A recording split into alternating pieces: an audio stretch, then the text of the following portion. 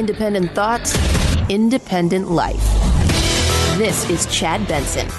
Emerging from a 2-hour meeting with the Treasury Secretary and the White House Chief of Staff, House Speaker Nancy Pelosi declared that Republicans are not ready to seriously negotiate. The two sides are far apart here on many of these issues, but the key sticking point here really is those unemployment benefits. Yeah.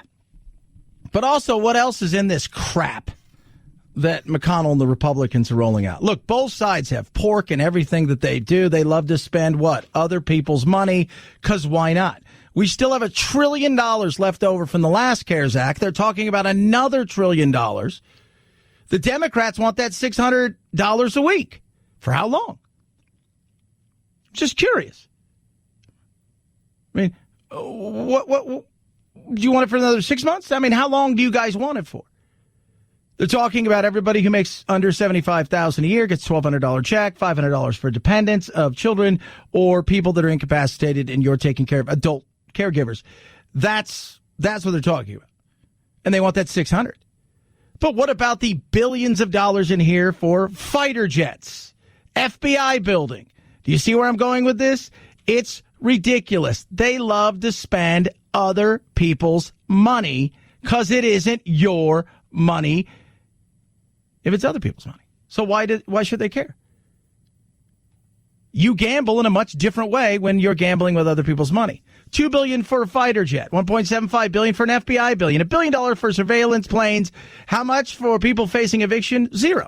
How much for the landlords who've had to float it for months and haven't had any opportunity themselves? They can't evict anybody, and there's a forbearance. That money's got to come back and be paid.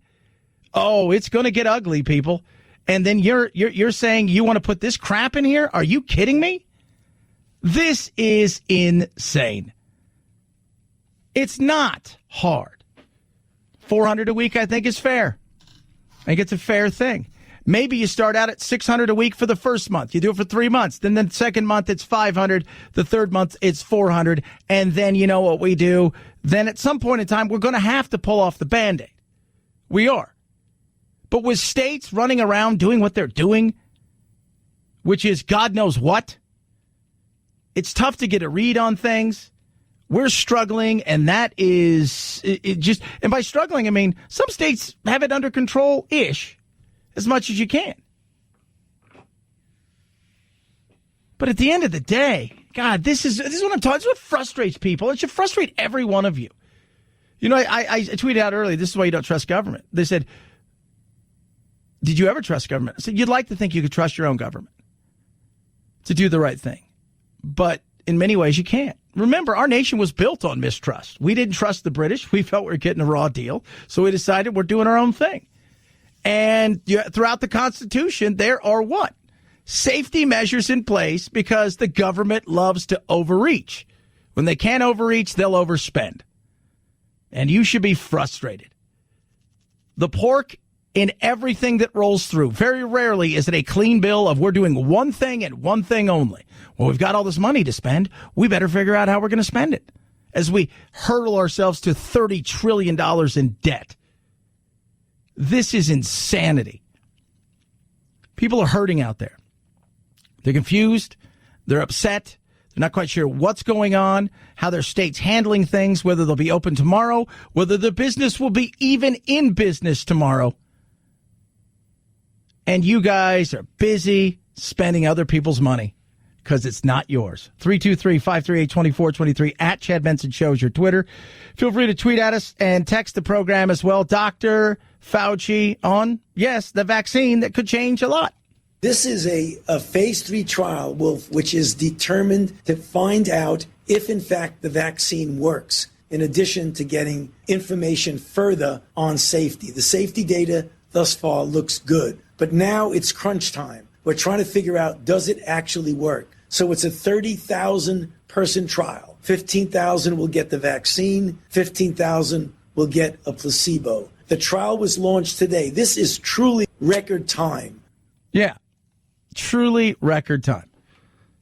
How safe is it, though? That's the thing a lot of people are asking. How safe is this thing for real? We're not going to have any long-term data, but I think it's fairly safe, but I understand there's a lot of people. I've got a couple buddies who are doctors, and they said, I would give it a year. That's just me. We've talked about it before. You talk to pilots who, they'll say, I'd like to see that thing fly for a year or so before I want to hop on that thing. How safe is this thing going to be? Because that is the end of the day. If you don't get COVID, but you end up getting something worse, right? Because we've run at stuff. What was that thing for? Was it for the trans fats? Remember that? They had that stuff in there. You had fen, all these things we've run at. And we're like, this seems great. And then, you're crapping your pants and your liver's falling out. And you're like, it's not as great as we thought it was. Do I think it's going to be safe? I do think it's going to be safe. But do I understand the skepticism of people? Oh, yeah, absolutely. So to go from not even knowing what the virus was in early January to a phase 3 trial is really record time. And I might add, it was not done compromising safety, nor was it done compromising scientific integrity. It's just the technologies we have now and the ability to move very quickly have brought us to where we are right now. And the fact that government is, by and large, out of the way. We had all those things 2 years ago, but government, they want to make sure it's extra safe. They're going to do everything they can to make sure it's super, double, triple safe. They're going to do everything they can to regulate, overregulate, and I think there comes a point in time when you get, it's overkill. And it shows you when they get out of the way what can happen in a situation like this and what is happening.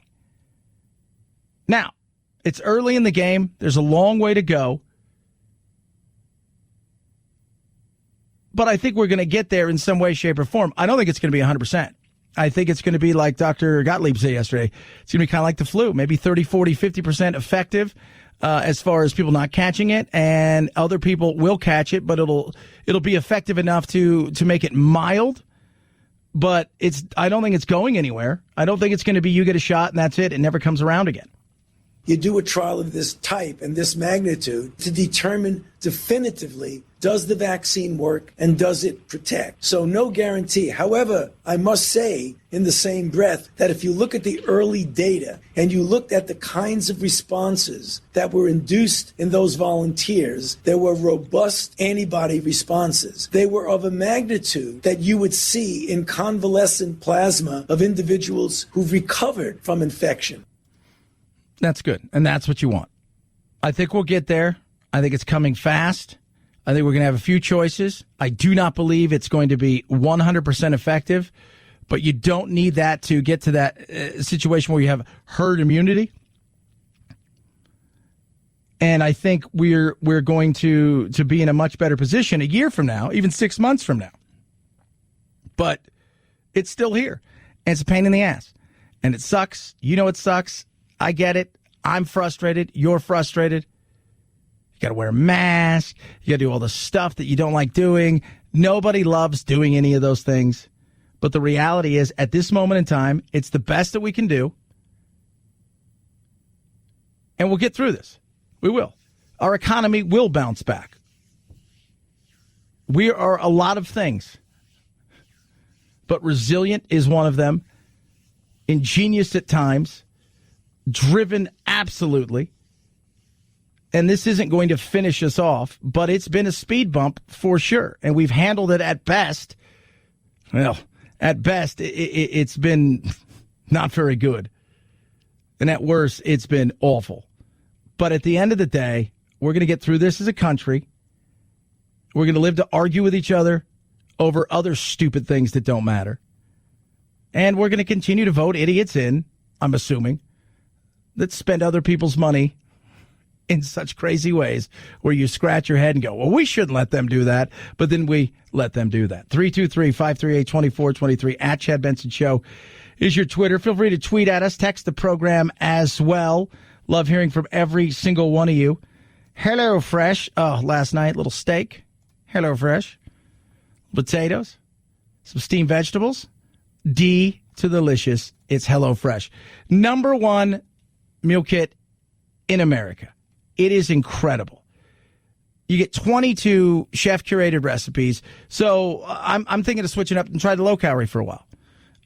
They've got vegetarian, family-friendly options. What we've been doing, surf and turf, craft, burger, and taste tour, gourmet feast, you name it. These chefs put together an amazing array of food for you to eat, and it's so simple. It's pre-packaged, pre-portioned. You don't have to worry about waste. Everything comes in recyclable bags and stuff like that, which is awesome. And you get to really save, and you see what you save, because think about how much money you spend at the grocery store. You're going to save about 40% versus shopping there, and it's contact-free because it's delivered straight to your door. It's so simple and easy. It's got the recipe right there. You just put it together like a puzzle. Within 20 minutes, boom, it's on your table, and you can start eating. Best tasting puzzle ever. I'm telling you that right now. Get your HelloFresh today. Go to HelloFresh.com. Use the promo code Benson for $80 off, including free shipping on your first box. That's promo code Benson at HelloFresh.com for $80 off, including free shipping on your first box. HelloFresh.com, promo code Benson. Chad Benson Show.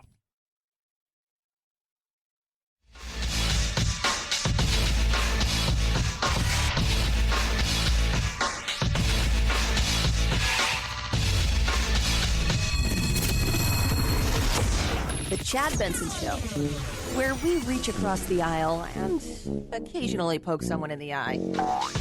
This is not going to come close to shutting this down for Major League Baseball. As one general manager said to me, look, this is a business, and these guys are going to plow ahead. It's why they created these 60-player pools where you could draw extensively from other players. The Marlins, as you guys have seen today, also reaching out to people outside the organization. And to underscore this point, how much they're going to treat it like a business. In 1995, 29 of the 30 baseball owners were willing to put Class A and AA players out and replacement players as a major league product. So the idea that this situation is going to be derailed because they're concerned about the quality of play with the number of players being taken off the field, don't worry about that. Buster Olney right there, talking about the excitement of last week and the opening day and live sports, team sports is back.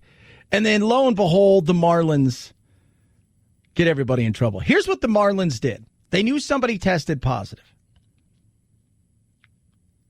Then they knew some other people had also been tested, and they were going to test positive. And rather than cancel that game, in a group text, they decided, nope, we're all going to play, therefore putting the Phillies potentially at risk, canceling the Phillies-Yankees game, as well as the Orioles-Marlins game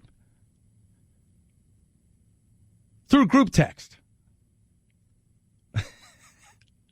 People are like, are they not gonna play? Is baseball up? No, baseball's not over.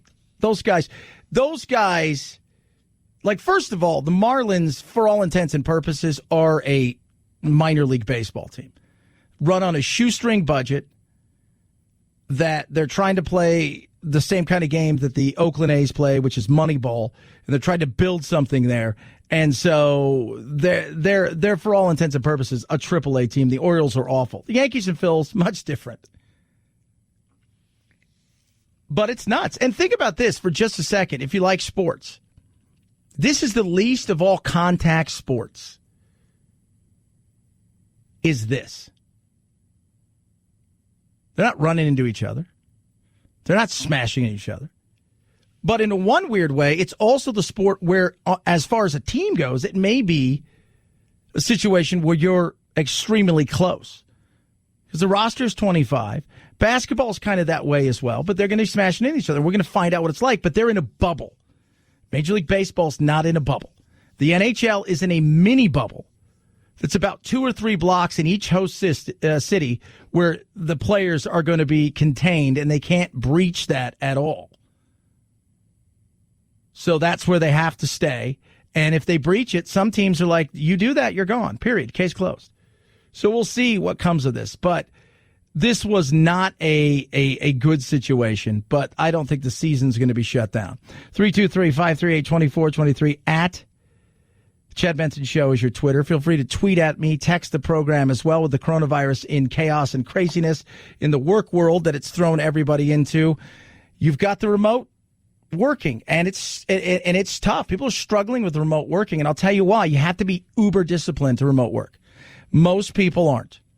Most people aren't uber disciplined. Most people are kind of go with the flow kind of situation. That's why kids are struggling at home. If you're not uber disciplined, if it's not in a situation where you wake up and you have routines and you do those things, the day and thing can get away from you. A recent Wall Street Journal article questioned whether working from home is sustainable, with some companies saying projects take longer and training is tougher, adding younger professionals aren't developing at the same rate as they would in offices, sitting next to colleagues and absorbing how they do their jobs. Those pushing for remote and flexible job opportunities call this a period of growing pains and say it's the companies that need to make changes.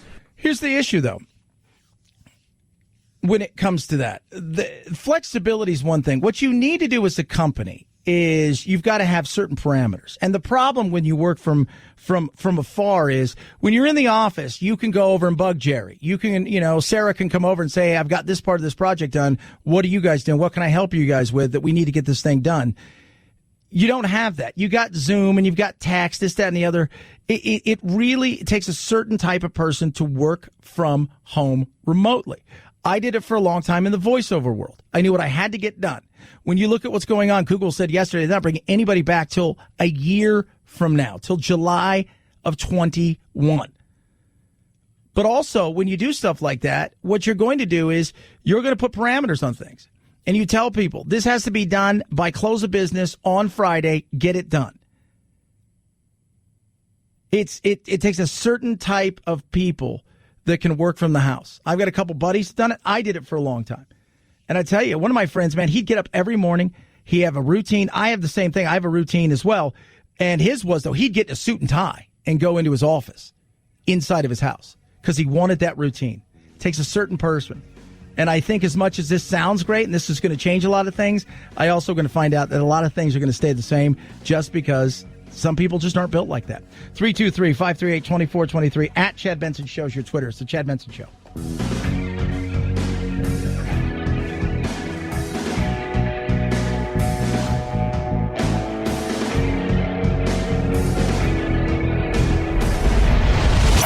The Chad Benson Show.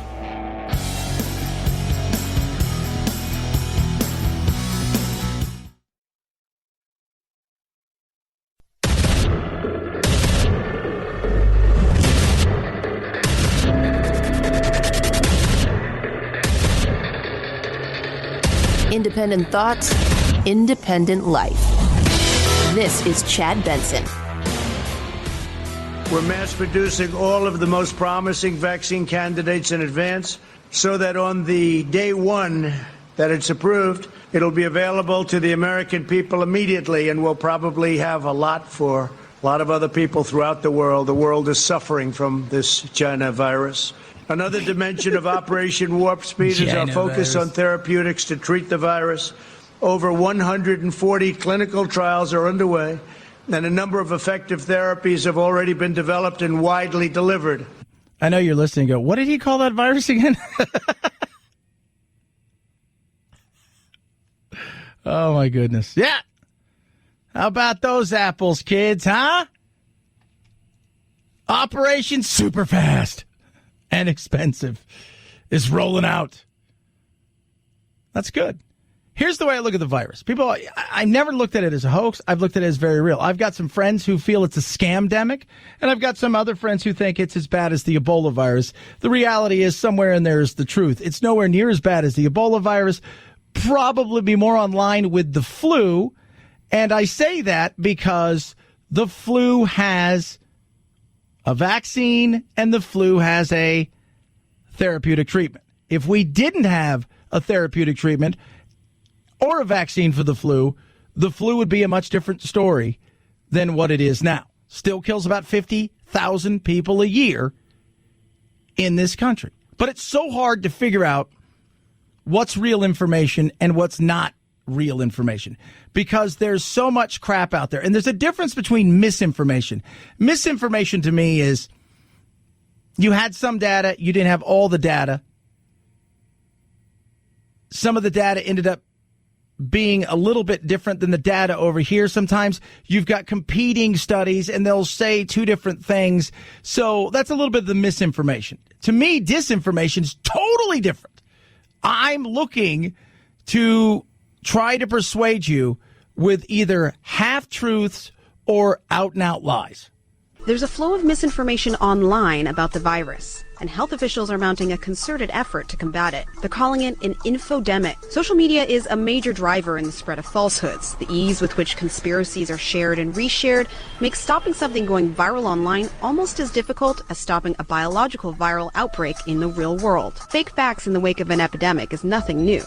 Yeah, and the scary thing is if you think it's easier to fight a pandemic than a viral thing that's a lie. Because it's just, part of it is because the reality is Americans, as is the rest of the world, people are gullible.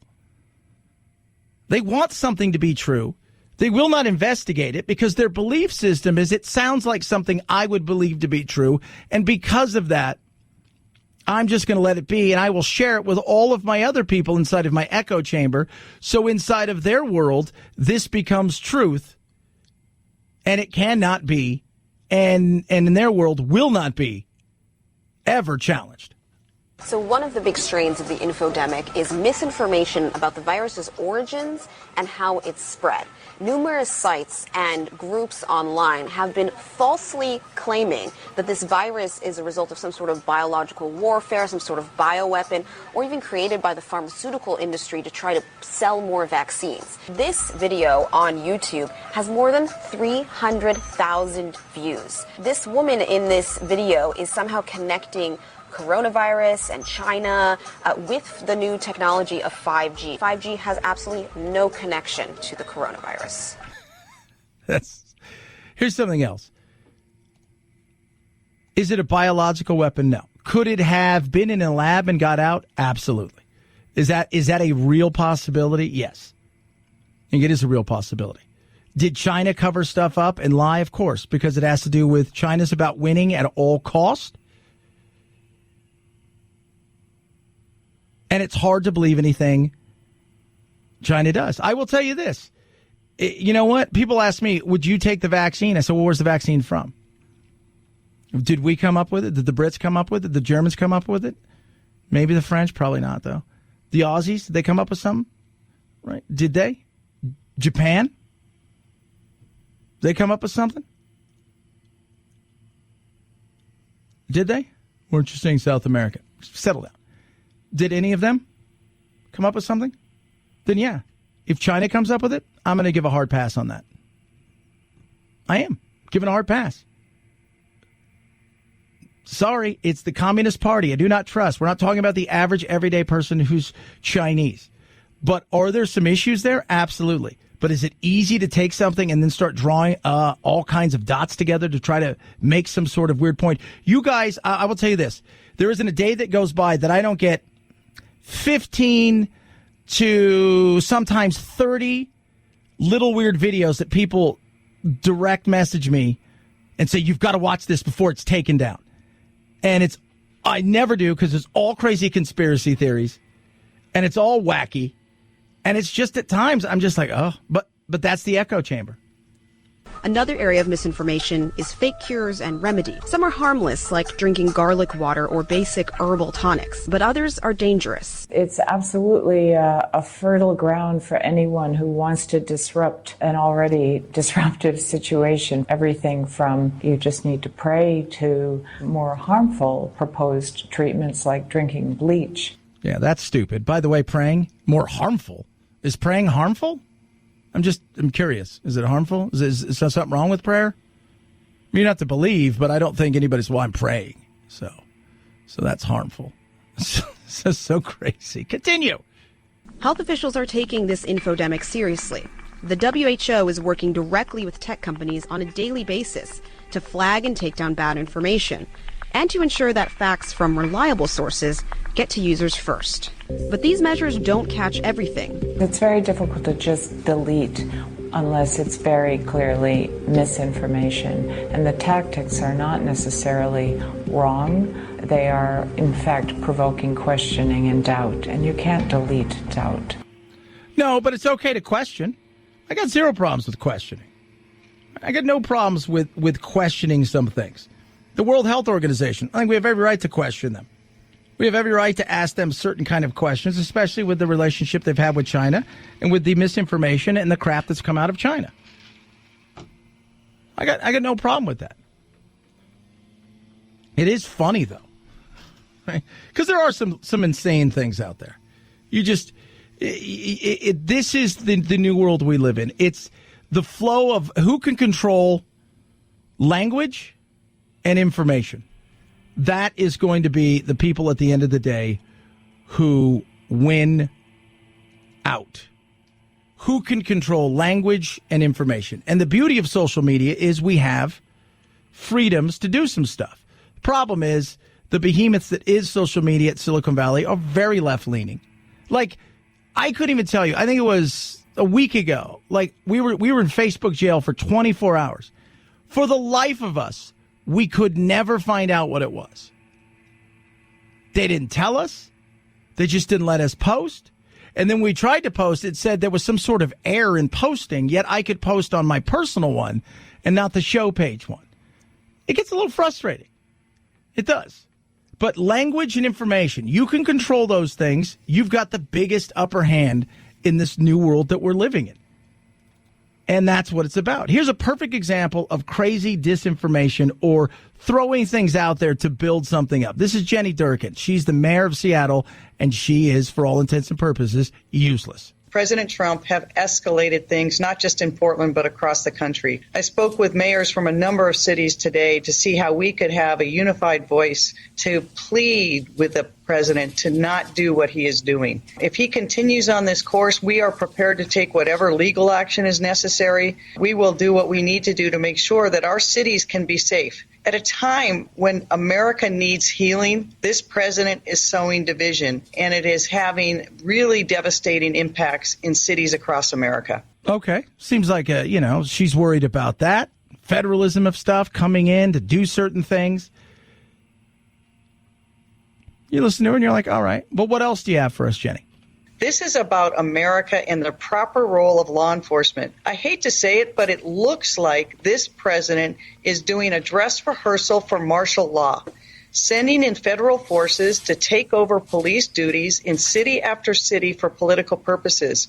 It is frightening, and it's making things worse. It has not improved public safety. It has decreased public safety. So it's martial law. That's what he's doing now. You had the chop there. It got out of control. You surrendered a police station in 6 blocks of your city. Portland is a mess, and you've got politicians walking around. Eric Swalwell. I've never heard of Antifa. What is this antique and what?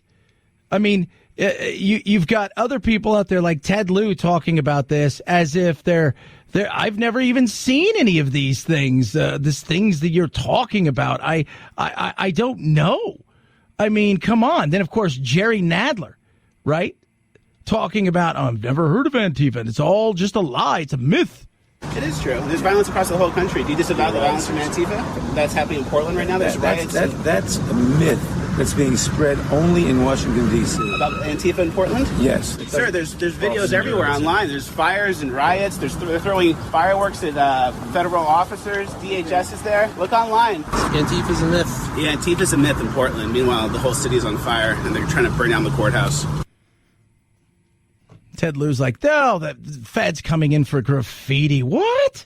At the same time, we know that they're making up reasons to send in these federal units. If you look at what DHS acting head Wolf tweeted out initially when he visited Portland, it was a bunch of graffiti that he was going after. Right. So our federal units are not the graffiti police either. And it is this massive federal intervention to, stop graffiti. And it really is completely out of proportion to what's actually happening in Portland. Actually, Ted, I don't know if you've seen it, but it is a disaster in Portland, and they've got fireworks. Well, it's not a big deal. They have the kind of fireworks we used to have as kids where you go to Mexico and you get fireworks you couldn't get anywhere else. Where you're like, hey, here's half a stick of dynamite. Let's have some fun. Here's some cherry bombs. Here's all kinds of things. Let's burn. Let's fire. Let's throw things. Let's do all we possibly can. This isn't some graffiti. This is bigger than that. But it's hilarious the way they spin it. Again, control language, try to control the narrative. Republicans did it too. Producer Phil, what was that thing called? Remember that our buddy Alex Jones was always pushing something green? What was it called? I just remember, it wasn't the silver. I don't remember what Alex Jones was pushing. But, it was that, it was that thing where they thought he's a martial law. They're practicing. Oh, right. Yeah, it was, Jade 19 or something like that. There you go. That's it. Jade 19. Everybody has it. There. This is what Obama's going to do. Martial law. It's all a bunch of crap. It is. It's totally control information, control the flow, control the language. Watch how things change. It's insane. Operation Jade. He's practicing for martial law. It's just, this thing is a hoax, and it was made by the Chinese and released into a baboon who was then sent out into the wilds, and it's all craziness. It is. 323-538-2423. At Chad Benson Show is your Twitter. Tweet at us. Rough Greens. My dog Doodle loves it.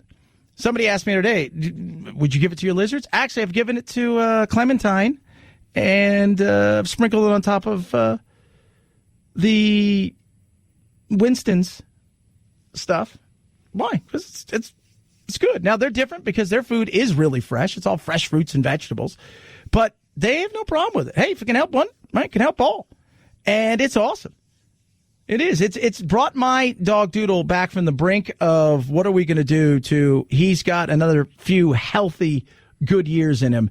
And that's awesome. 25 all-natural vitamins and minerals with Rough Greens, 20 digestive enzymes, tons of powerful strains of probiotics, omega-3, 6, and 9, antioxidants. You get where I'm going with this. It's about health of your dog and bringing that dog's food to life that's not really meant to be alive. It's stuff that's meant to be on a shelf, and you just sprinkle it on. It's not dog food, and away they go. $14.95 for a 2-week jump start, and you watch what Rough Greens does for your dog. It brings your dog really gives them more energy, brings them back to a position where maybe they're struggling. They got bad hips, whatever it is. You watch the change. It only took about 2 weeks to see the change with Doodle. We're 3 months into it. Love every second of it. Get yours today. 14-day jumpstart, $14.95. Call 833-MyDog88, 833-MyDog88, or go to roughgreens.com/Chad, RUFFgreens.com/Chad. Check it out for yourself. $14.95 for a 14-day jumpstart. Rough Greens, we make any pet food better. Chad Benson Show.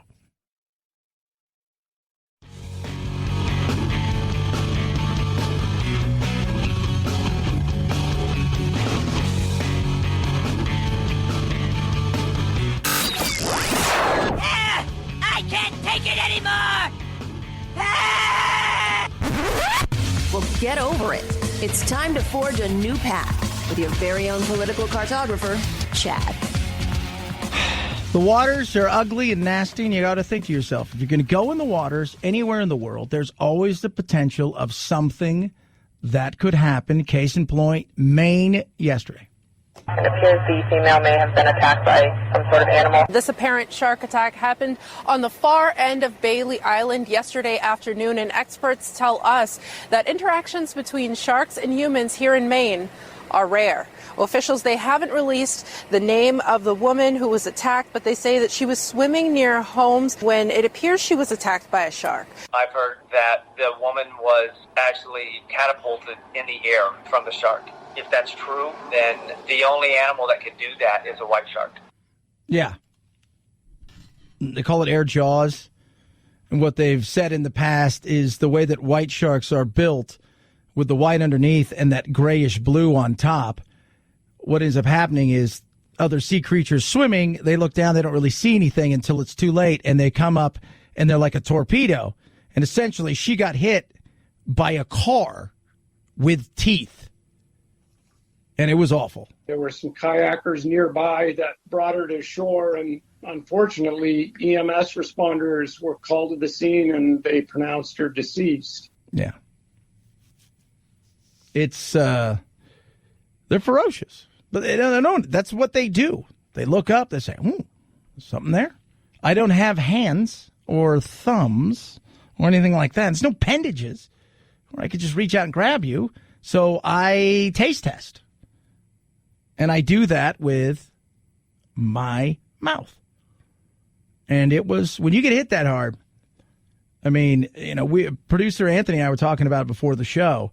It's like, could you imagine that? You're swimming in the water or just wading, whatever it is. Most shark attacks take place in about 3 or 4 feet of water, which you don't realize. Normally 3 or 4 feet of water, you're probably 50 to 70 yards off of shore. And most of the time, it's smaller sharks. It's bull sharks, things of that nature. But when you're out like that and you get hit to the point where you're catapulted, you're probably a little bit further out. And just the thought of what was coming and how fast that was. Because you had no idea. 323-538-2423 at Chad Benson Show is your Twitter. Tweet at us. Text the program as well. Love hearing from every single one of you. The relief bill that the Republicans have has a lot of pork in it. Too much pork for my liking. How about a clean bill? Let's figure out what we're going to do. And you could put pork in the other bills. Oh, my God. Craziness. Chad Benson Show.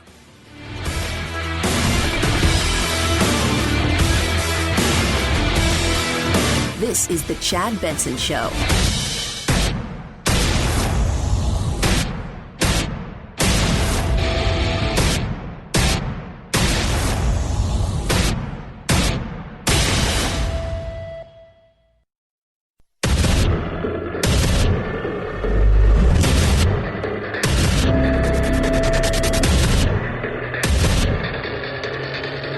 Independent thoughts, independent life. This is Chad Benson. This is a phase 3 trial, which is determined to find out if, in fact, the vaccine works, in addition to getting information further on safety. The safety data thus far looks good, but now it's crunch time. We're trying to figure out, does it actually work? So it's a 30,000-person trial. 15,000 will get the vaccine, 15,000 will get a placebo. The trial was launched today. This is truly record time. Yeah. Dr. Fauci there. Truly record time. We're in the midst of it is record time. Is it going to be here in time to save Trump and his campaign? Or will it magically appear on the 4th of November? Look, it's not going to be perfect. I'm going to say that out there. It's not. Like, if you're looking for perfection with this, it's not going to be perfect. I think it's going to be about 50%, 40% effective, kind of where we sit with the flu. And I think it's going to be a huge win, but it's not going to be the perfection that people are looking for. We're doing it faster than we've ever done anything like this before. We're mass producing all of the most promising vaccine candidates in advance so that on the day one that it's approved, it'll be available to the American people immediately, and we'll probably have a lot for a lot of other people throughout the world. The world is suffering from this China virus. Another dimension of Operation Warp Speed is our focus on therapeutics to treat the virus. Over 140 clinical trials are underway, and a number of effective therapies have already been developed and widely delivered. And that's awesome. And hopefully we have a few. I mean, that'd be great, right? Like, we had several different ones that rocked. That'd be awesome. But I don't know. What I do know is we're treating it better. I think you're going to see over the next coming several weeks, you're going to see certain states are going to see a calm down in what's been going on. And at some point in time, we're going to have a better therapeutic than we do now. The therapeutics we're using now are limited essentially to people who are in the hospital and in serious conditions. They're not giving them to them pre-hospital. Like, you get the flu now, you get a prescription, you go get your whatever it is that they're prescribing you, and you move on with your life, and it mitigates. The flu doesn't make it go away. immediately, but it mitigates the damage is done. We're not doing that. We're giving therapeutics inside of the hospitals, a last-ditch effort. Plus, we're learning how to treat it better. That's a good thing. At the end of the day, we'd like that magical pill, that uber magical pill that we take or get a shot and we move and we go, oh, this thing's never going to bother us again. That isn't going to be what this one is. You do a trial of this type and this magnitude to determine definitively, does the vaccine work and does it protect? So no guarantee. However, I must say in the same breath that if you look at the early data and you looked at the kinds of responses that were induced in those volunteers, there were robust antibody responses. They were of a magnitude that you would see in convalescent plasma of individuals who've recovered from infection. Yeah.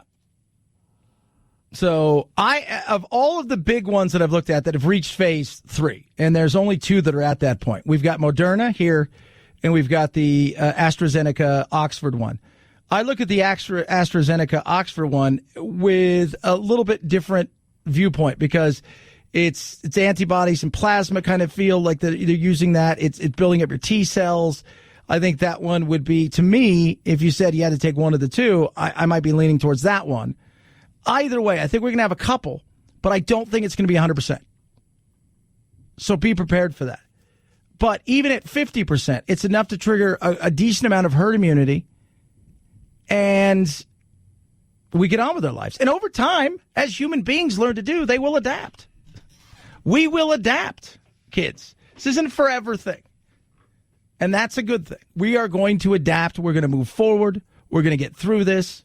And despite our insane politicians who battle only for themselves and their party, and what's left is for the people, here's the reality of it. People are looking around right now. The states are shutting down in some areas. Others, they've been slow to reopen.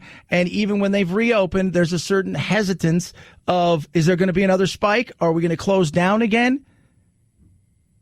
Is there going to be enough people to support my business? As of Friday, unemployment runs out. The federal side. So if you get your state unemployment, and they haven't screwed that up, Arizona, you've done a bad job. But you'll still get that. But the federal $600 extra is going to be essentially gone. Unless they figure something else out, and they're fighting over it. Emerging from a 2-hour meeting with the Treasury Secretary and the White House Chief of Staff, House Speaker Nancy Pelosi declared that Republicans are not ready to seriously negotiate. The two sides are far apart here on many of these issues, but the key sticking point here really is those unemployment benefits. Yeah. What are they offering? Well, the Republican Senate one is $200 a week, followed by another stimulus check that includes $1,200 for every working adult or whatever under the threshold of $75,000. So let's say you're a nuclear family of 4, whatever that means. Just piss somebody off. Nuclear. But let's just say that you're a family of 4, for whatever, however you want to do it. And you make 60 and she makes 65. You guys each get $1,200. You got 2 kids. You get another $500. So right there, you're sitting around and you're going, all right, cool. So we got $3,400. And if you looked at the unemployment, depending on where you are, you would get $200 and then your state unemployment. Is that enough to keep you going? Maybe for a little while, depending on what you do with it, how you spend it. If you look at it in a way where, what if we split the difference? See, this shouldn't be the battle. They want 6, you're offering 2. How about we go to 4 and we move on with our lives? Oh, and by the way, Republicans, when we're going to 4, how about you take out some of that pork? Somebody asked me earlier, because there's so much pork, and there's like $1.5 billion building for the FBI. What building are you building that cost $1.5 billion? How big is it? What are you making it of? Gold? Other people's money. Oh yeah, we need another $2 billion for some more jet fighters. And I threw it out there, and people are like mad at me. I threw it out on Twitter, and then other people are like, "Well, what did the Democrats do?" Democrats did the same thing in the House in the first CARES Act. What did they want? They put money in. They wanted to fund. They take taxpayers' money and fund unfunded liabilities for unions across the country. That's a negative, ghostwriter. By the way, for the $7 billion or whatever it is that they'd thrown at, the Republicans thrown in this, unfunded liabilities for the pensions across the country are like almost $1 trillion. So that's a negative.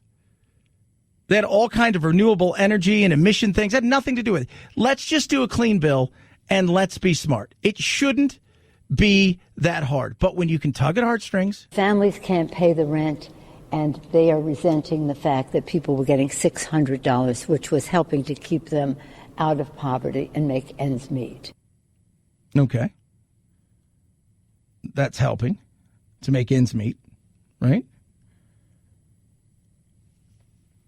I didn't resent anybody, but I also realized that we can't continue to go on like this forever.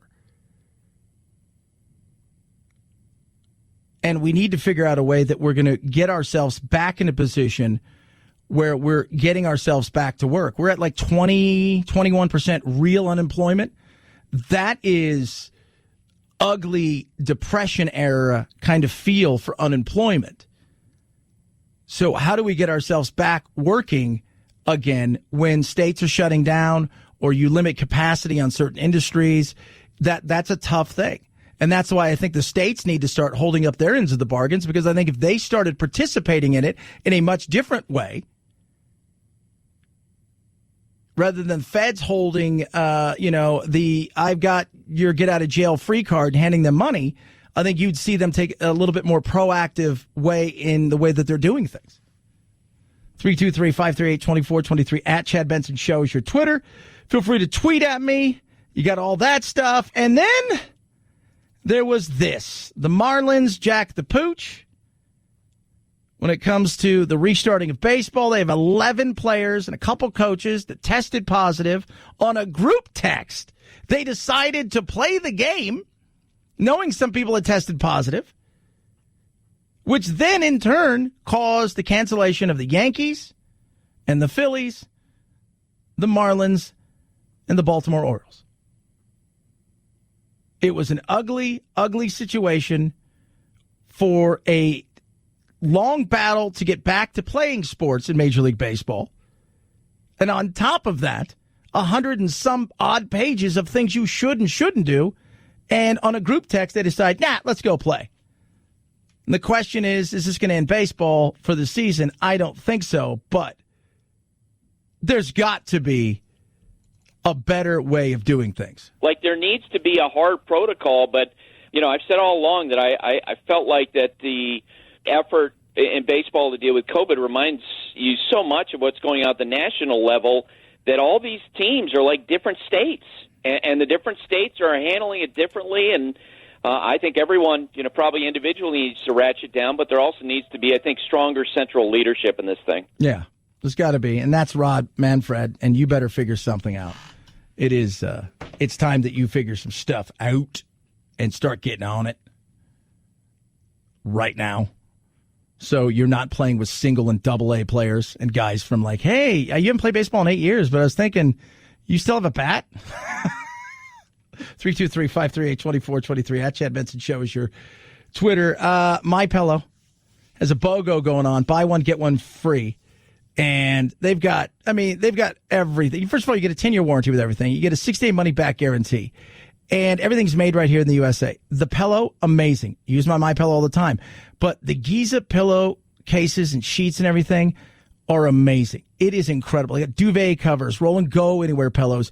They've got everything that you can imagine to outfit the things that you need when you're sleeping. And I love my MyPillow. And my go anywhere pillow, because I do travel a lot, is incredible. And the sheets, let me tell you about the sheets and the pillowcases. Absolutely awesome. Absolutely awesome.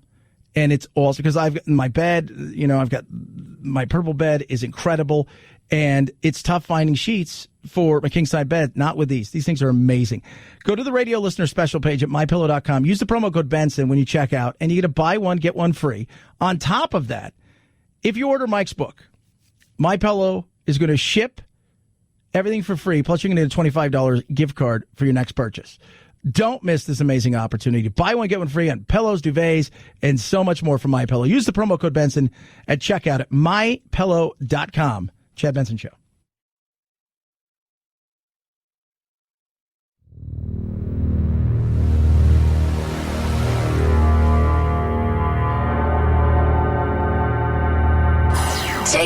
Fake news break. Check out the really important news of the day at our website, ChadBensonShow.com. Once there, click on Chad's free podcast and get real. The Chad Benson Show, where truth and the American way live. Rent free. 5, 4, 3, 2, 1, 0. Ignition. Liftoff. Now it's time to find out what's trending. What's trending? Yeah, what does that mean? I mean something, right? Like it's trending on the old internet. What's trending? Let's see what's trending from around the world as well as the United States of America. Shark attack. Woman in Maine was killed by what appears to be a great white shark. Hit her in about 4 or 5 feet of water where she was treading, apparently. And they said that witnesses said that she came out of the water as the shark that is rolling up. New England Patriots. Dante Hightower has decided he's going to opt out of the 2020 season. Worried about coronavirus. Understand that? I do. I get it.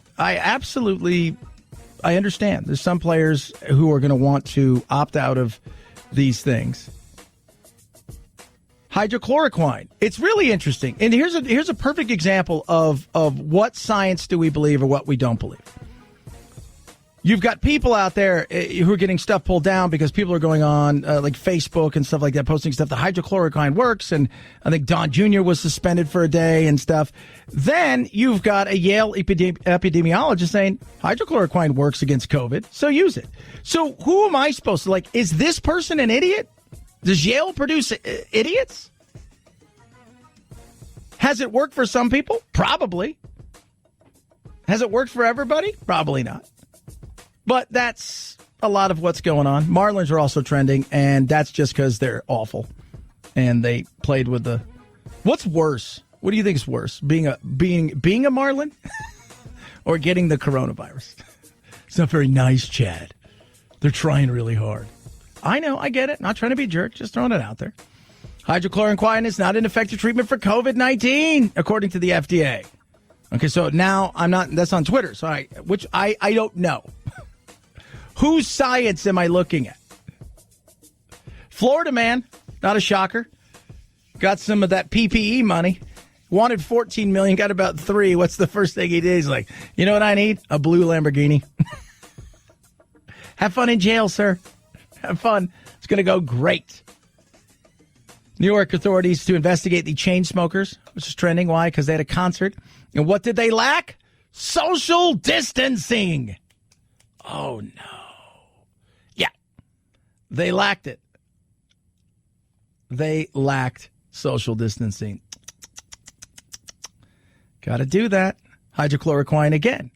Trending because of the Yale person on Twitter who says, yeah, it showed some promising stuff. And it did work. I don't even know whose science. Who am I supposed to believe at this point? You say it doesn't work. They say it does work. Whose science am I looking at? This is the problem with science. And you talk to scientists, they'll tell you our job as scientists is to prove other scientists wrong and prove out their theory. And if it's right, that's great. If not, then we'll find out whether or not it's wrong. Frustrating. 323-538-2423. At Chad Benson Show is your Twitter. Tweet at us. Text the program as well. Will you kneel if you were at a game for the Black Lives Matter and the flag? We'll talk about it straight ahead. Chad Benson Show.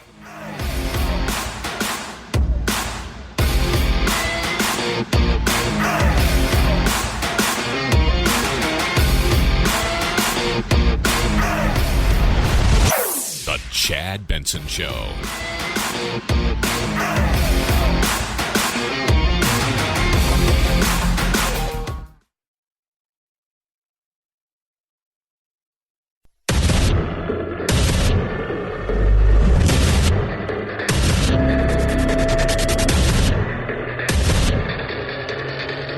Independent thoughts, independent life.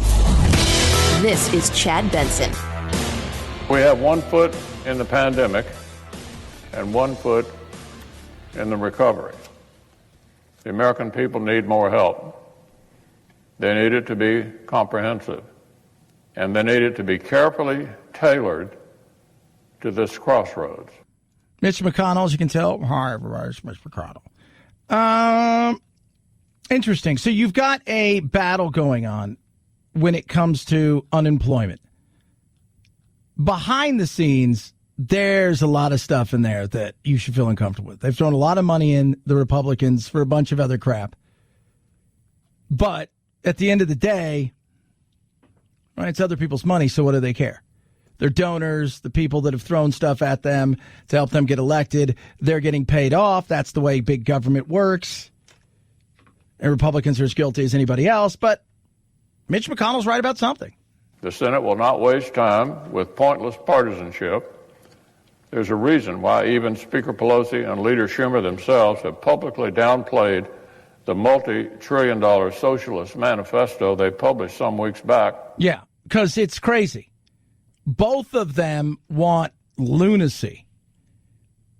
One is spending way too much money. The other is spending even more money. At the end of the day, this should be a clean bill. It shouldn't be that hard. It doesn't need to be $600. If you get, let's just say $400 for the next 3 months, or start at 5 and work your way down. 5 for 1 month, 4 for the next, 3 for the next, and then the Band-Aid has to come off. To me, I think that's a fair way of doing it, on top of the fact that there's going to be another stimulus check going out to people. If you divide that by the weeks, you know what? You're getting close to what you were making with the federal unemployment and your state unemployment. And it's tough because the feds are coming in, and in many cases, because Trump and everybody said the states got to handle this on their own. That's what we like. Right? We could scream we want a federal response, but at the same time, the states want to be able to do it. It's we want the feds to do some things, but not everything. If the states had to cover all this on their own, first of all, some states would probably say no, but I think you'd find a lot more states looking around saying, I don't know if we should close everything. I don't know if we should be doing some of these things. I think we need to take more measures to keep things open. But it sucks because your state's closing things down, and in some places your unemployment is virtually nothing. Through no fault of your own, you're screwed. Republicans want to continue a federal supplement to state unemployment insurance. In fact, we'll propose a weekly dollar amount that is 8 times what Democrats put in place when they controlled the White House and Congress during the Great Recession. It's $200 a week. They'll settle it $300 or $400 a week. We'll move on. Everybody will enjoy their pork. Pelosi.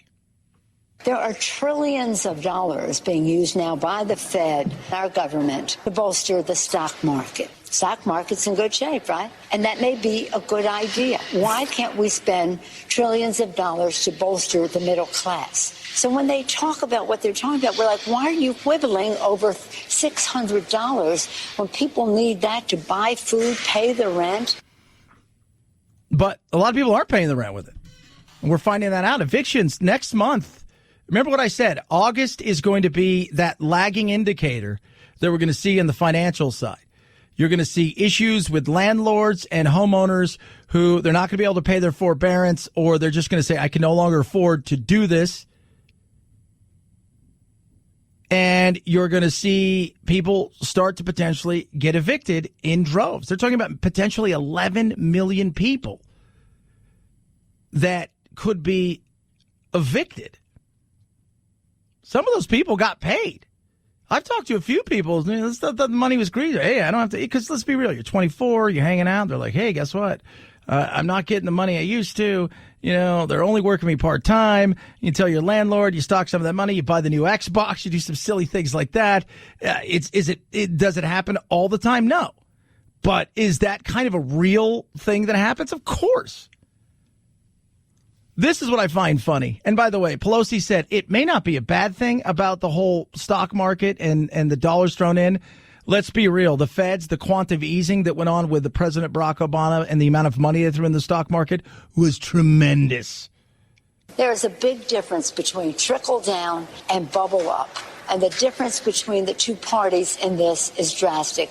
Let's put that all aside and see if we can't find our common ground in this emergency. But let us do so respecting science, respecting meeting the needs of the American people, and understanding our economy grows when we have consumer confidence, not when we just say, let's just bolster the top end, but not worry about the middle class. Both sides play the trickle-down thing.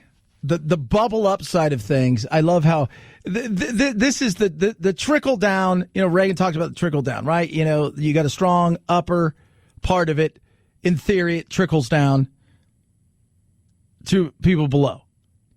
If you had I don't even say a level playing field, a playing field where there's not as much government. That's how capitalism works. And then government gets involved.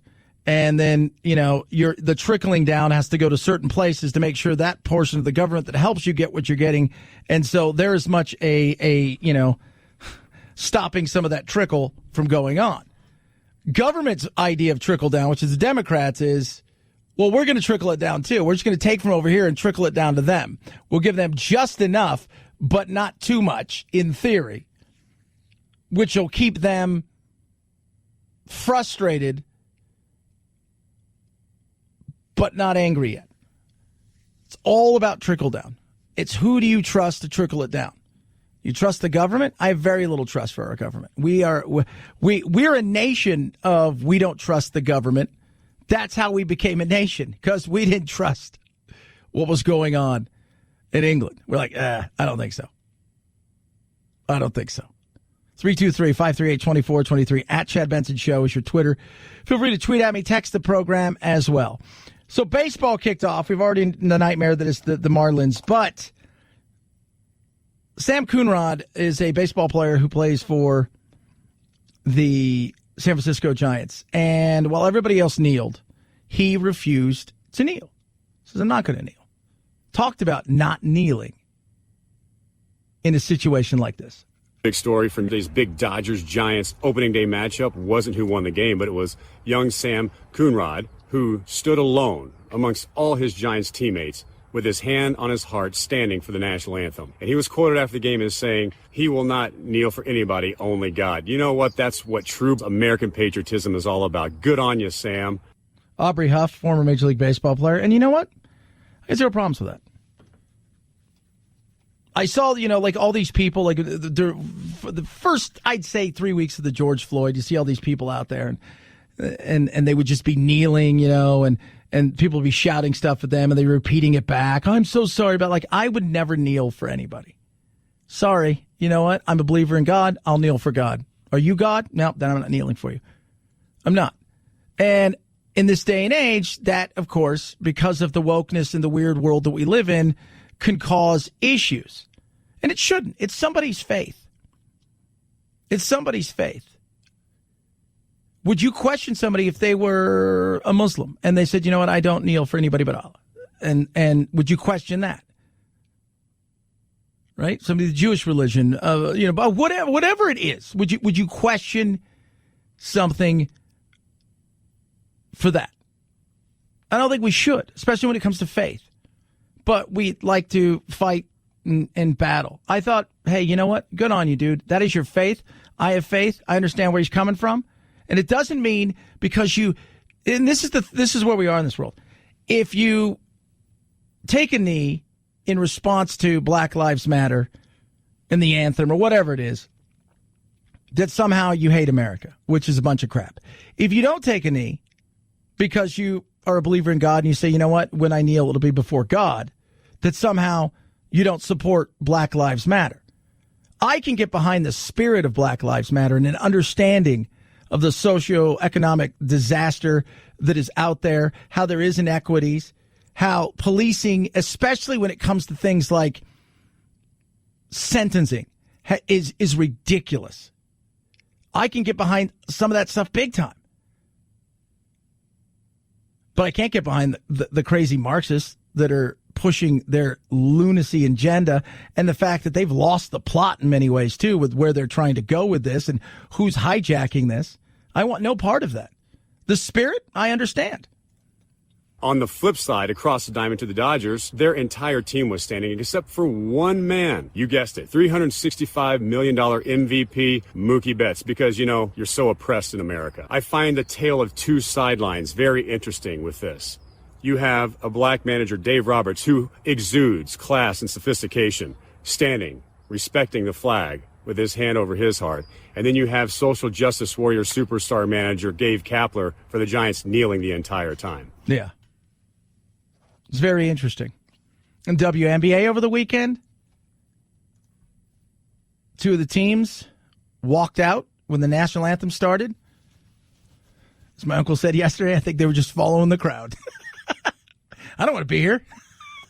It's going to be a basketball game. They're not very good. You're such a jerk. No, it's just... It's the social justice wokeness of it all. And this is why we can't have... they're more interested in what kind of thing they can get you to do than the actual change that can go on in parts of this country that we need to see a change. They're more interested in that. And I can't get woke like that. I'm sorry. It's silly. It really, really is. I've always stood up and said, you know what? Kaepernick had every right in the country that we're in. He had every right to do what he did, because whether or not you bleed red, white, and blue, or whatever it is, the fact is that Kaepernick lives in a free world, in a free country here, where he's able to do that. My problem with Kaepernick is every other day he changed why he was like, I'm mad at the cops, and I'm suppressed, and I'm mad at these things, and then this thing. It was a never-ending bouncing around. But I always said, hey, he's got every right to do it. You don't have to like it, but he's got the right to do it. Same thing with Sam Coonrod. You don't have to like it. Absolutely has the right to do it in a socially justice woke world. And maybe if we took more time trying to understand why somebody did something rather than the action itself, maybe we kind of come to a much better understanding and maybe some respect. Don't have to agree, but we can have an understanding and respect, which we've lost a lot of. 323-538-2423 at Chad Benson Show is your Twitter. Purple, purple, purple. Love it. A mattress, the grid, the purple grid, you say. It's incredible. What is it? Well, it's a patented comfort technology. It adapts to your body's natural shape and style. It's amazing. So it depends on how you sleep. Maybe you're a side sleeper, back sleeper, whatever it is. It's incredible. Purple is for everybody, no matter how you sleep. I kind of like to sleep on my side a little bit. It's just, it adapts to me. Firm where I need it, soft where I want it. And the temperature neutral gel that is just amazing. This grid, never going to sleep too hot, never going to sleep too cold. Totally durable. Purple isn't going to sink or lose shape. The mattress is amazing. So confident that every Purple mattress comes with free shipping, free returns, and a risk-free 100-night free trial. It's pennies a day for the best sleep in your life. Experience now the next evolution of sleep. Go to purple.com/Benson. Use promo code Benson. For limited time, $150 off any mattress over $1,500 or more. That's purple.com/Benson. Promo code Benson for that $150 off saving. Purple.com/Benson. Terms apply. Chad Benson Show.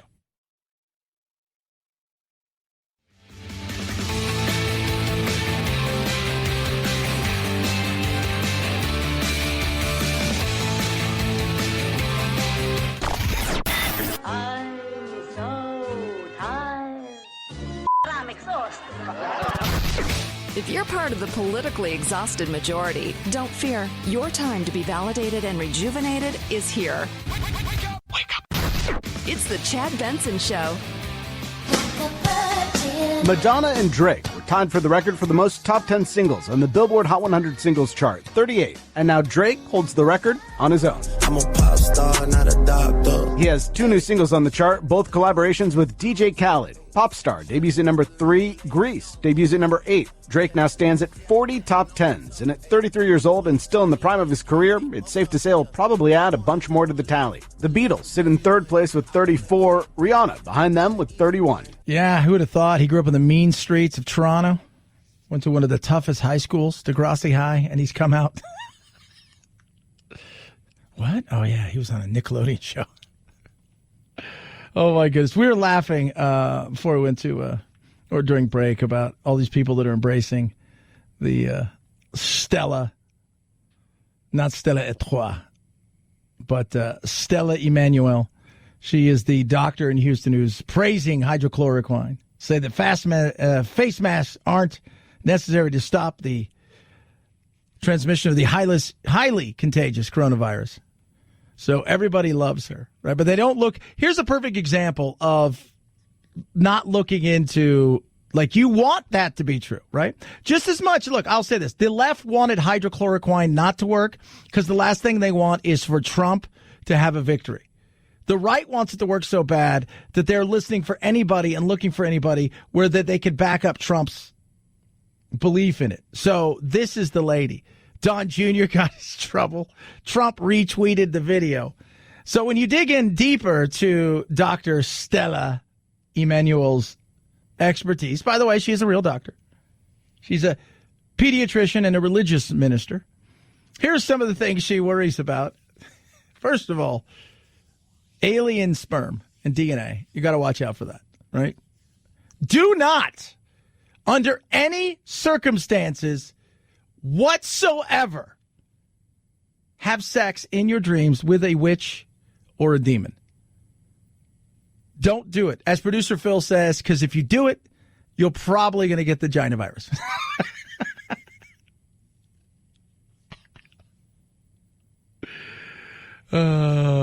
Yeah, she apparently has said in the past that people's gynecological problems like cyst and endometriosis are in fact caused by people who have sex in their dreams. The Washington, D.C. lobbyist to Congress, she said on Monday that the government is run in part not by humans, by reptilians and other aliens. Oh, my goodness me. This is spectacular. Be careful who you back, because they may be crazy. There's lots of crazy, right? We know that. But that's an extra special crazy. Alex Jones will say, I told you guys. Nobody believed me. Reptiles, lizard people everywhere. Coming. You can't stop them. They're going to be here. They're coming now. 323-538-2423. At Chad Benson Show is your Twitter. It's the Chad Benson Show.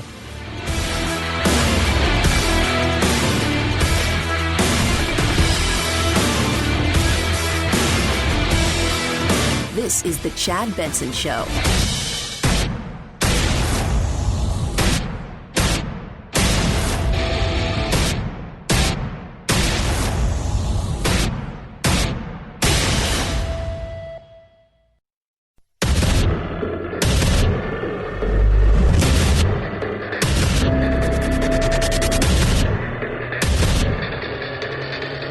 Independent thoughts, independent life. This is Chad Benson. This is not going to come close to shutting this down for Major League Baseball. As one general manager said to me, look, this is a business, and these guys are going to plow ahead. It's why they created these 60-player pools where you could draw extensively from other players. The Marlins, as you guys have seen today, also reaching out to people outside the organization. And to underscore this point, how much they're going to treat it like a business. In 1995, 29 of the 30 baseball owners were willing to put Class A and AA players out and replacement players as a major league product. So the idea that this situation is going to be derailed because they're concerned about the quality of play with the number of players being taken off the field, don't worry about that. Buster Olney. So what happened? Well, this is great. Everybody gather around. This is fun. We can blame Florida again. Everything Florida is just, I don't know what we do with you. People like to go visit you, but it's Florida. And I love Florida. But at the same time, it's Florida. I mean, and I live in Arizona, which is like the Florida of the West now. So the Marlins have a player that tests positive. 2 other players or 3 other players and a clubhouse worker coach takes the test and they believe they're positive. A text message from like the team leader goes around in a group text. They decide, hey, we're going to play a game. Next thing you know, 11 people have tested positive player-wise, couple of coaches. Here we are today. We're up to 17. 2 games are canceled. It's a mess. And my question is, what are you guys doing? It's just, what are you doing that other teams? So the Phillies have been clear. They've all taken a test. Nobody's tested positive. So their game with the Yankees will probably precede the day. What happens with the Orioles and the Marlins is anybody's guess. They've got a bunch of players in, I think it's Jupiter, Florida. So you have a 60-man taxi squad, they call it. So you have 25 or 30 men on the active roster. The other 30 are going to be not with that roster, but training on their own, kind of isolated, and so they could call people up immediately. Would I be surprised if they just bring up the entire group of 30? No, I would not. But baseball's got to figure something out. And why it's important is because training camp's open today for football. So soak that up. And I have said the barometer for how we're going to feel in this country, in a lot of ways, is pro football. Last night, the commissioner said there is no preseason games at all. You've got players. So far, 2 bigger players for the Patriots have opted out and said, not going to play this year. And I look at football in a much different way than I look at other things, because I think so many people are looking at football as a changing of the season, like we're going to get back into a normal way of life. How they keep them COVID-free, I don't know. Football's weird. So you're a team, but you're not a team like that. Linemen kind of hang with linemen. Kickers are over in the corner by themselves. Quarterbacks do their own thing and work out with receivers. Special team guys do a little bit of this, that, and the other. So how they're going to go about doing it, what are the protocols that they're going to put in place to not only test fast, but be in a position to be able to call players up, and it's going to be weird. But I've always looked at football as this is the barometer of the gut check moment for America. Because I think if we cancel the football season, or if there wasn't football, I think that's because so many people are looking forward to the changing of a season, if you will, seeing that baseball, okay, we thought it would be back, and then it is, but it's not really, and it took a long time to get back. They're in a bubble. The NHL, I was talking yesterday, Luke Lipinski works at 98.7 Sports here, and he works with the Coyotes, and he said some of the Coyotes players have been tested, twice a day, up to 10 times a day. The NHL's weird, too, because they're in a bubble, but they're not in a bubble in their city or all together. So the Coyotes are in a bubble in Edmonton, and the way it's explained is there's like 2 or 3 blocks of an area that you're allowed to go, and you can't go anywhere else. Can't leave that. You can't breach that. All that being said, baseball, if it didn't happen, nobody's crying. The NBA, if it didn't happen, bum some people out, nobody's crying. The NHL, Canadians might be upset. Football doesn't happen. That's a gut punch. That is a gut punch. Here. In a big way. Just because of all of the things we have seen and the way that we've gone about this thing and the fighting amongst ourselves, the fighting with it. Then you had the social unrest and all of those things happening. Here we are. Season's getting ready here. You can see it not too far away, right? This is the time of year we get pumped because college football will be getting ready to start. We've been talking about all of these things that are going to happen. Oh, my goodness. And now we're just sitting on pins and needles because even if you don't like football, there's just a certain sense of it's a changing of the season, starting to become that time of year. Fall's not too far around the corner, all of those things. And I think we thought we'd get to the point where we'd have a good handle on the coronavirus, and we'd be looking at it going, all right, some things are getting back to normal. 323-538-2423 at Chad Benson Show is your Twitter. Feel free to tweet at me and text the program as well. Are things getting back to normal? I don't know if you can say things are getting back to normal. I think what you're finding is it is a battle right now of chaos and craziness. One of the weird things is what's going on between Trump and Fauci. And look, Trump loves to fight. I get that. It's weird because Fauci's that one guy that he's there. He will call out Trump whenever, and Trump will call him names, and they'll go back and forth. But this odd, weird world of he not fired that guy yet. Like, if he was in a position where he was appointed, let's be real. If he was in a position where he was appointed by Trump and it was something close to Trump, even though this is one of those situations where, yeah, you got to get Trump's okay and all this stuff, but nobody thought this guy would play such a huge part in the administration and all of this stuff. At the end of the day, Trump's not firing this guy. Trump's not getting rid of this guy. He will mute him. He will juxtapose everything he says. But the reality is Fauci's not going anywhere. And Fauci's talking about the vaccine.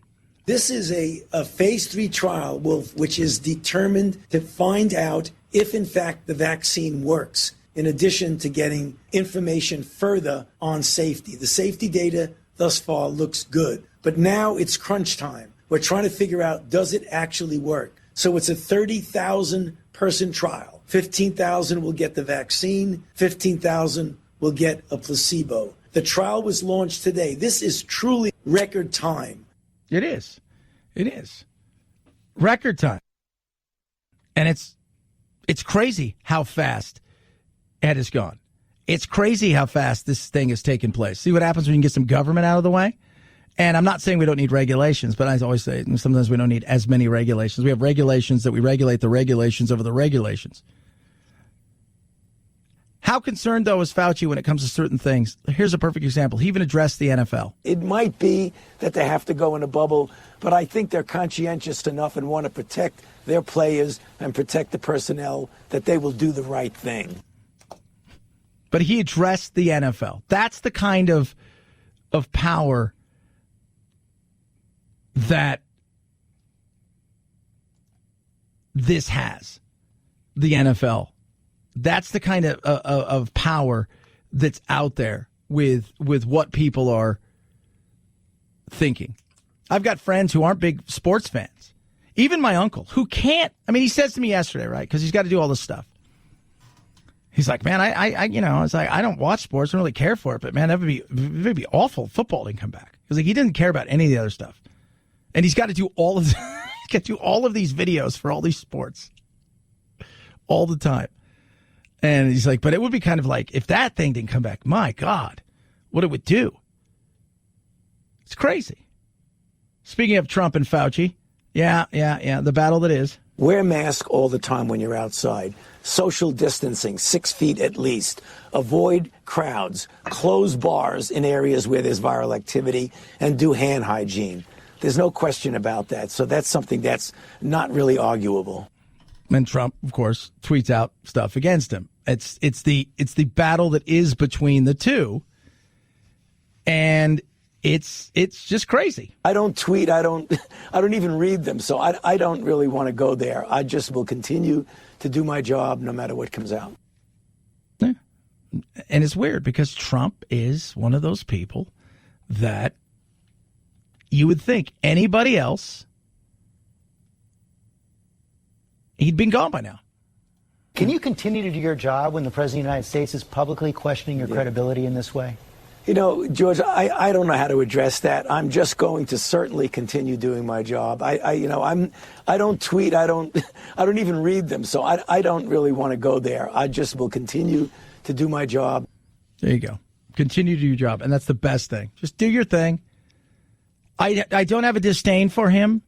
I don't think he's a bad guy. I think if you go back and you look at his history, he has earned more than a little bit of respect. And people that I've talked to that know him, including Dr. Carmona, the former Surgeon General, says, he goes, look, Tony and I have gone back a very long way, and I respect him. And Fauci's been, look, it's a tough thing. Even in the best situation, working with Trump and under that microscope, it's a battle on a day-to-day basis. 323-538-2423 at Chad Benson Show's your Twitter. Feel free to tweet at me. Gold over 2,000. Could it go to 3,000? Well, you need to get into it now. Valor Gold Group is here to help. Let me tell you something. The dollar, the weakening, the volatility in the marketplace is all over the place. You don't know where it's going to go. And you should be saying to yourself, how can I diversify, protect myself, and give myself upside potential? It's gold.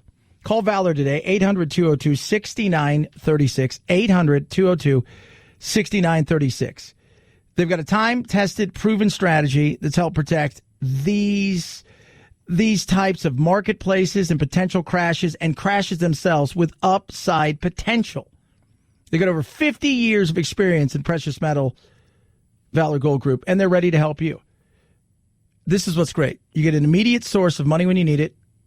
You can protect yourself from the stock market, diversify your investments, and see the upside potential.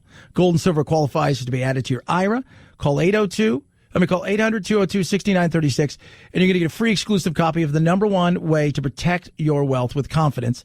Or visit them online at valorgoldgroup.com/Chad, VALOR goldgroup.com/Chad. Protect your wealth in retirement today. valorgoldgroup.com/Chad. Chad Benson Show.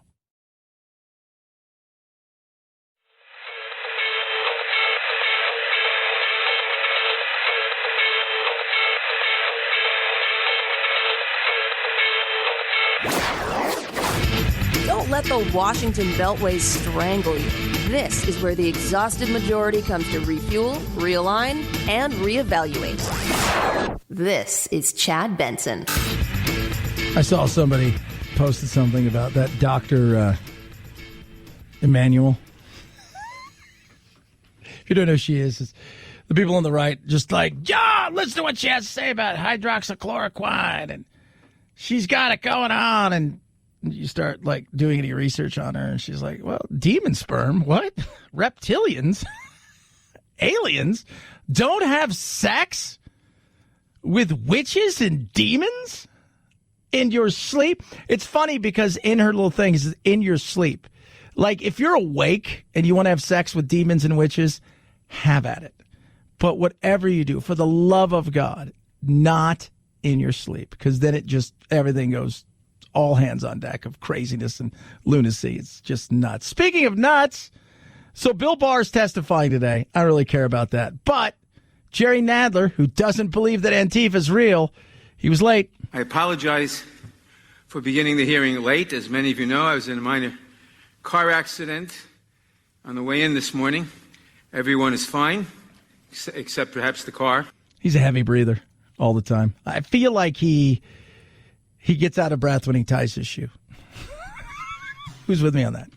Chad, he doesn't have shoes. 323-538-2423 at Chad Benson Show is your Twitter. Feel free to tweet at me. Have you gotten one? Have I gotten one what? Have you gotten a package of seeds? All across the country, people have been getting unsolicited packages of mysterious seeds. Got a couple packages. I walked by the sink. I said, what is that? What is that? And he said, seeds. And I went, Nancy Perfont from Roseville, Michigan says her package appears to have come from Uzbekistan. This one actually looks like little, like paprika in there. But the different pictures we've seen, some of them look like sunflower seeds or even nuts. Officials from at least 27 states are warning people not to open the packages. They could be invasive, potentially introducing diseases to plants. It could be harmful to livestock. They could also be part of a brushing scam. Yeah. Yeah, don't do anything like that. Throw them away. So bizarre. They're just like, how weird is that? I didn't order. And you know somebody's going to do it? Somebody's going to do it, and they're going to plan it, and something's going to happen. And they could be invasive species. And you don't want that. All across the globe, perfect example here in America, because people are idiots. Things like reptiles, Burmese pythons, monitor lizards, tegus are invasive species in places like Florida and Georgia and other places because people, they buy these things and then this thing's too big, so I'm just going to release it in iguanas, and they're perfect for this place to live and to breed, and it's amazing. And so when you do it, and you see it with that fish, the frankenfish, whatever it's called, where they release it and it destroys the natural habitat. Australia's got a problem with that. Well, they brought in cane toads many years ago to help with the sugar canes to eat some of the bugs and stuff. And next thing you know, there's 100 million of them, and it's killed a lot of their stuff. You got to be careful with that stuff. But somebody's going to plant some, and something stupid's going to happen. Why is that? Because it's the same reason that the Nigerian prince thing still goes on, because somebody pays for it, right? Some old lady's going to call today that says her grandchild's in jail in Mexico, and they need to go get a bunch of, prepaid Visa cards to bail them out. What's going on in Australia now is Chinese national kids apparently are faking their own kidnappings to get mom and dad and relatives to send money because it works. 323-538-2423. At Chad Benson Show is your Twitter. It's the Chad Benson Show.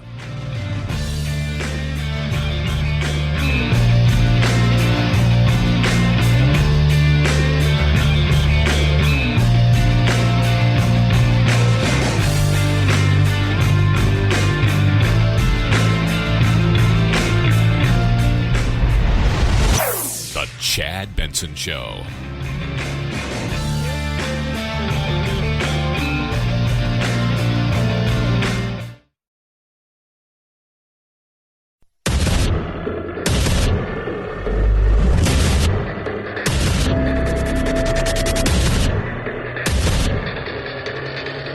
Independent thoughts, independent life.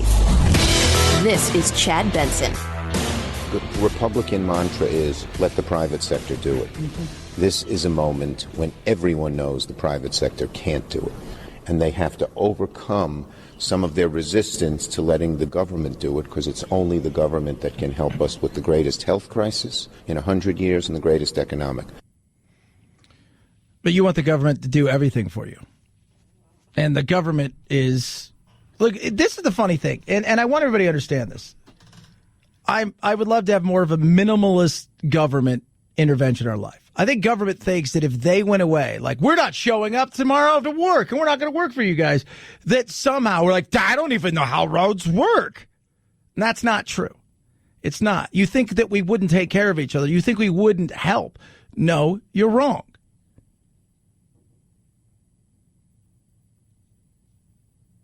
The private sector, in many cases across the country, is being forced not to open, to not work, or to work at half capacity at best in some areas. So you have no choice but to look to government and go, well, you're telling us we can't work, so you better have plan B. Do you know what that is? You change the unemployment benefit, it's going to take weeks, if not months, for most people to get it. The economy crashes, people are hurt, they get kicked out of their homes, they can't feed their kids. What are you doing? What are you doing? What are you doing? I think we can split the difference. Another check, a round of check, is what it looks like that they're pretty solid on doing, which was similar to the last one. $1,200, under $75,000, $1,200 per person, and then dependents, and that could be kids, or if you're taking care of somebody, you get $500. So a family of four, in theory, would get $3,400. And remember, 80% of us are still working in some capacity. Do I think it should be $600 a week? I could see scaling it back. I got no problems for scaling it back. And you could do it in a way where maybe you start with $500 a week for the next month, and you drop that down to $400 the month after that, then $300 the month after that, then 2 and 1, and then hopefully by then we're back in a situation where we're rocking and rolling. That may not be the case, but we can't continue to allow states to go, we're going to go this direction, or we're going to go that direction, we're closing this down, we're doing this, federal government come in and help us and take care of these people. You'd make different choices if you knew you were the person that's on the hook for the way that this is going to go. So we want to continue to help the unemployed, but we want to encourage work. And we've learned a very tough lesson that when you pay people not to work, what do you expect? And so this payment will be adjusted so that we have additional payments to help people for approximately 70 to 75% of their income. Which, look, it's not meant to be a full replacement of your income. It's not.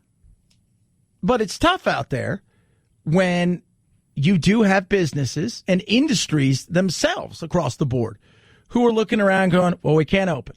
We can't operate. We can't do this. Some states you can. Some states you can do it at partial capacity. Some states you can't do it at all. So there's tons of frustration in this. But how about we come to the table with nothing else inside of the bill? Right? Just do a clean bill. What's that mean? You're not asking for $2 billion for a new jet and $1.5 billion for an FBI, right? For some sort of building that's apparently made of gold. I don't even know what's made of, but that's a lot of money for a building. It's like I could build a stadium for $1 billion. So, but okay. And Democrats, you're not coming with some sort of manifesto of the Green New Deal meets, some lunacy about covering every pension dollar with taxpayer money for the unions.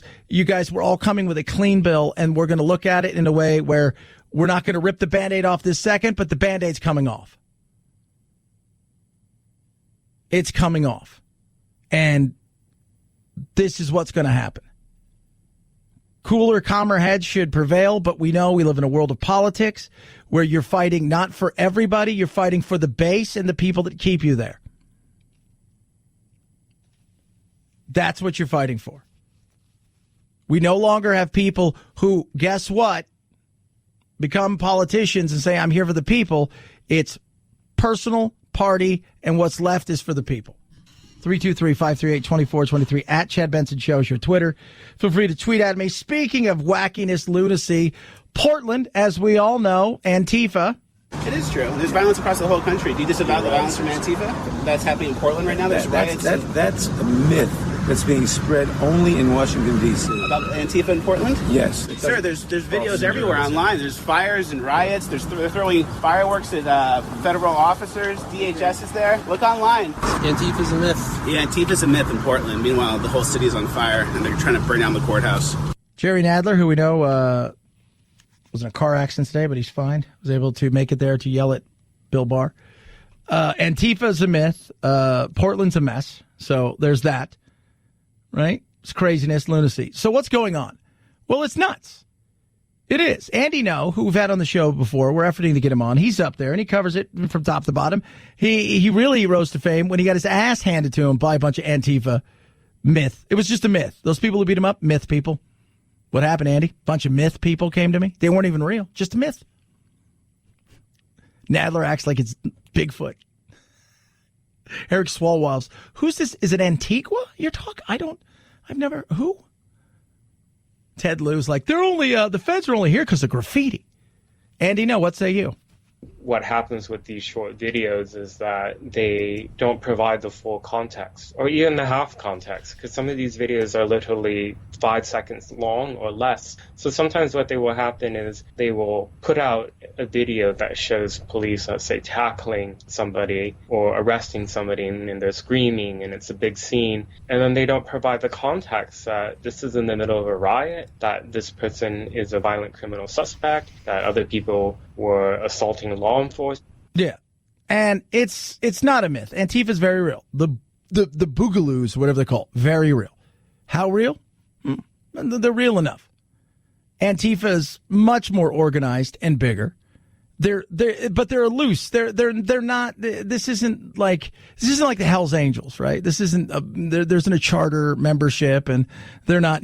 But it's a very real thing. And you've got a bunch of people who are pissed off and angry because they've grown up in a mostly privileged area most of the time. And mom and dad have emphasized school and sent them to college. And that's when they went and majored in I Hate America, and they've come back out and they think everybody it's the patriarchy, it's the oligarchy, it's any kind of garchy you can find. It's all bad. Capitalism must be destroyed. And first, let's attack the federal building. Trump goes and he sends in the feds because they're attacking a federal building. But they're doing it all for George Floyd, right? Like, that's what they're doing it for. And you see some of these videos. When you see the whole videos, the context, it's like we talk about with police videos. You see the end of something and you realize there was a 22-minute thing before that you didn't see. And that's not the way it is. It's not just like federal law enforcement randomly coming out and beating up people. It's in the context of people over and over trying to break inside the building and trying to burn it down. That's their stated intention, and they actually have made attempts to do that. Fortunately, every time they have broken the windows and started fires, it's quickly extinguished. But their intention here is to kill the law enforcement that's inside the building. He says they're there to kill. I just think that well, some of them would love to see it, right? I'm sure. But destruction. That's what they're after, destruction. There is no real understanding of what any of this is about. And if you ask any of the BLM people or Antifa people, hey, just out of curiosity, because I know this is all about George Floyd right now, while you guys are here 60 plus days into this and what's going on up in Seattle. And this is all about George Floyd. Just out of curiosity, just give me a snapshot of what your agenda is. That's why we're standing with the Black Lives Matter, because that's important to us, because the cops are killing black people in America today. Yeah, the same system is killing the Oromo people. With that being said, Ethiopian government, 12, the police, the American system, everybody, Trump, every single person who's supporting a systemic oppression against any human being in this world. Everybody who's silent. Silent majority. The silent majority. Thank you.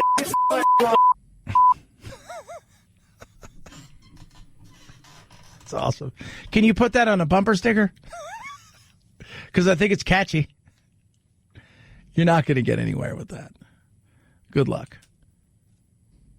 I've always said, like, the spirit and understanding of what Black Lives Matter, you could say, okay, what's the spirit of it? The spirit of getting behind people that in this country have more than played second fiddle.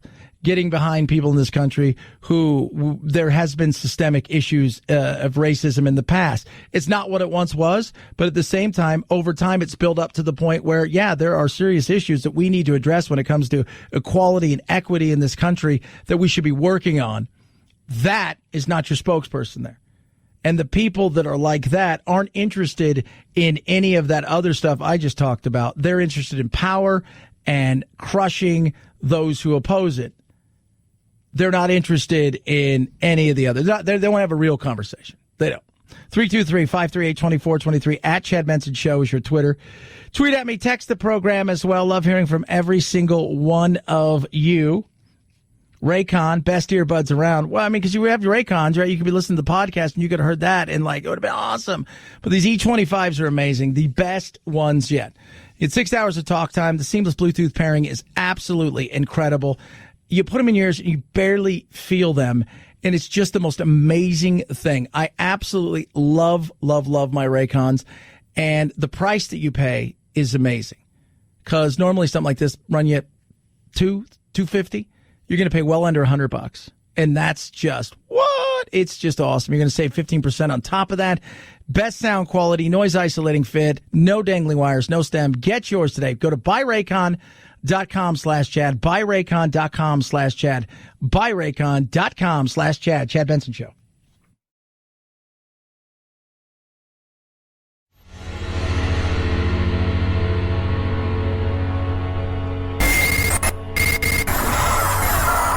No fake outrage here, just the real thing. The Chad Benson Show. It appears the female may have been attacked by some sort of animal. This apparent shark attack happened on the far end of Bailey Island yesterday afternoon, and experts tell us that interactions between sharks and humans here in Maine are rare. Well, officials, they haven't released the name of the woman who was attacked, but they say that she was swimming near homes when it appears she was attacked by a shark. I've heard that the woman was actually catapulted in the air from the shark. if that's true, then the only animal that can do that is a white shark. Yeah. So, horrible situation, and you have no chance. I mean, you have no chance whatsoever. It is a Volkswagen Vita bug or just coming at you with teeth and hammering you, and you've got zero opportunities whatsoever. There were some kayakers nearby that brought her to shore, and unfortunately, EMS responders were called to the scene, and they pronounced her deceased. Yeah, just you got nothing. I mean, that's just and you don't realize, too, that a bite like that from something that big, there goes your leg. And by the time you get to shore, there is nothing. Nothing they can do. You've bled out in like 99.9% of the cases. It's just, it's horrible, but the reality is we'll say it all the time. Producer Phil, back me up. What will nature do? Nature will mess you up. Mess you up. You go into nature. You always have to expect that there could be a potential for nature to get into your business. And I think most people recognize that. You just don't think, I'm in Maine. It's just Maine. There's no sharks in Maine. But there is. Anywhere there's, especially the great whites, they go all over the place. All over the place. 323-538-2423 at Chad Benson Show is your Twitter. Feel free to tweet at me, text the program. Love hearing from every single one of you. Tell you what, it is craziness. It is lunacy out there. But when we look around, we take a deep breath and realize that there's always something we can have comfort in. And social distancing apparently has fewer people reaching for the deodorant and more people reaching for the ice cream. Interesting trade-off. That's according to the consumer goods company Unilever. The company said there's been a drop in demand for personal care items, while ice cream brands such as Breyers, Ben & Jerry's, and Magnum saw their sales increase. Unilever says consumers are also eating more soups and using more meal kits and mayonnaise. Magnum? What kind of ice creams? Oh. Yeah, well, the deodorant, like, if you're never going anywhere, I mean, let's be real. For how many of you out there is like, I don't even know what day it is anymore. It's just one day after another. What year are we? It's just you're inside. You haven't brushed your hair in 3 days. You're like, I could go another day without a shower. I could see why your deodorant would have a dip. Like, I'm not going anywhere. I'm not going to go anywhere. I could understand why there would be a dip in your deodorant. And comfort food in times of stress, comfort food's a good thing. Comfort food is, we all know, we reach for a little something in stress. And we say, you know what? I like that. That's a good thing. I will have a little bit of that. We do it, and we do it all the time. That's why I talk about one of the things that you look at somebody like Joe Biden and the politics of it all. For a lot of people, while he's not all that in a bag of chips, there's a certain comfort level that you'd know about. You don't have to like him, but he's kind of like, he's like a little bit of mashed potatoes and some gravy. It's a little runny gravy. The potatoes are a little bit lumpy, but it's comfort food. It'll do. And then you throw in the young kids who are all the progressive, uber progressive, and they're like, let's put sriracha on it, and let's do this, and then we're going to bake it. And then and you're like, oh, yeah, no. 323-538-2423 at Chad Benson Show is your Twitter. Feel free to tweet at me. We'll see what takes place. The battle that will continue to go. I don't think this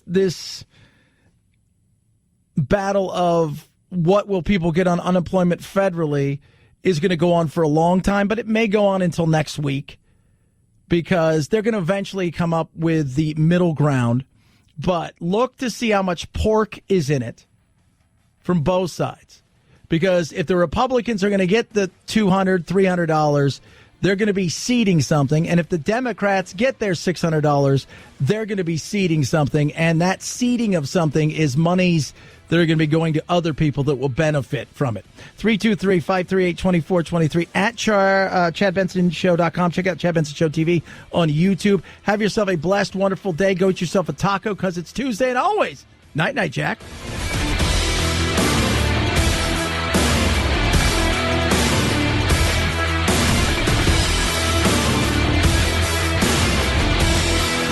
This is the Chad Benson Show.